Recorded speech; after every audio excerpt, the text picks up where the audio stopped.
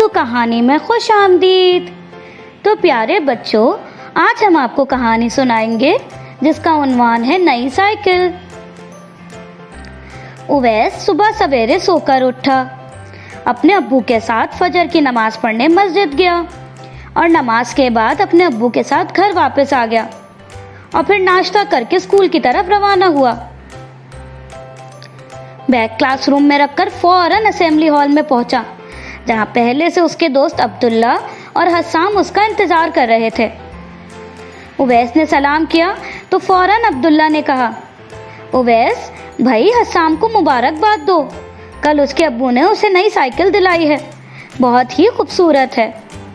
اویس نے حسام کی طرف دیکھتے ہوئے کہا، عبداللہ صحیح کہہ رہا ہے بھائی، پھر تو بہت مبارک ہو۔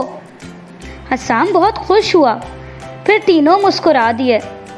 حسام نے اپنے دوستوں کو دعوت دی کہ آج شام گھر آئیں اور سائیکل دیکھیں۔ اویس اور عبداللہ عصر کے بعد قرآن کریم پڑھ کر مسجد سے سیدھے حسام کے گھر روانہ ہوئے، جہاں حسام پہلے سے ان کا انتظار کر رہا تھا۔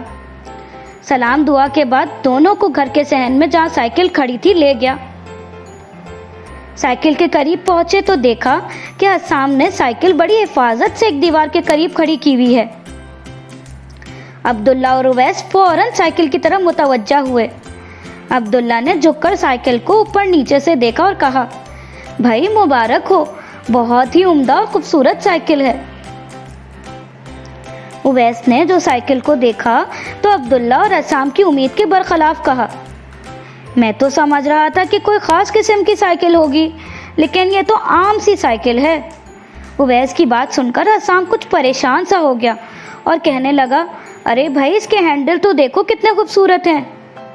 اویس نے کہا، ہاں ہے تو خوبصورت لیکن مضبوط نہیں ہے۔ حسام کی بے چینی اور پریشانی اور بڑھ گئی۔ حسام نے پھر کہا، دیکھو اس کے پہیے بہت اچھے ہیں۔ ہاں لیکن تم اس کو اس طرح نہیں بنا سکتے جیسے کہ ہم نے اپنی سائیکلوں کو سجایا ہوا ہے۔ حسام بیچارہ شرمندہ ہو کر خاموش ہو گیا اور اس کی ساری خوشی یکدم پریشانی سے بدل گئی۔ اویس نے یہ سب جان بوجھ کر نہیں کیا، بلکہ غیر محسوس طور پر ایسا ہوا۔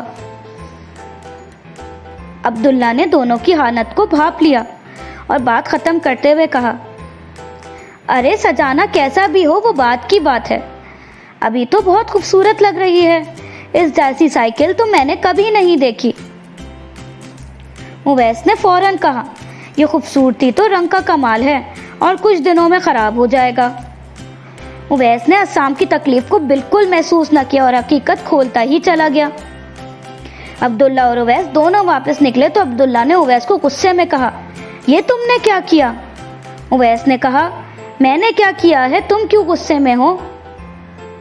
حسام نئی سائیکل پر کتنا خوش تھا، تم نے اس کا سارا مزہ خراب کر دیا۔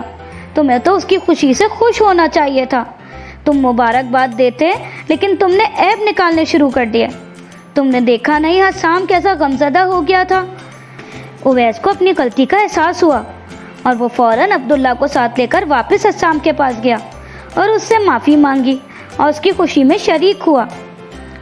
اس دن اویس نے ایک اچھا سبق سیکھا کہ لوگوں کی خوشیوں کے قاتل نہ بنو، بلکہ خوش رکھنے کی کوشش کرو۔